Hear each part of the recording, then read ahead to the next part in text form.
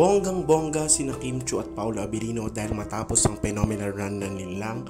Ngayon naman ay napakaganda ng reception sa kanilang What's Wrong with Secretary Kim na nananatiling number 1 sa View Philippines simula na itong inere at ngayon nga ay may 30 plus episodes na.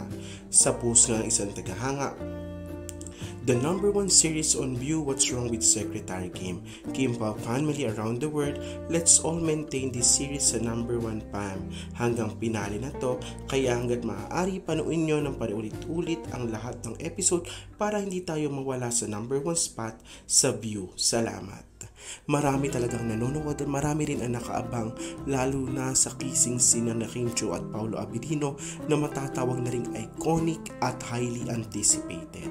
Talagang yan nga ang inaabangan ng mga tagahanga at nag-uumapaw ang kilig, kaya lalong dumarami at lumalaki ang kanilang fans club na Kim Pao.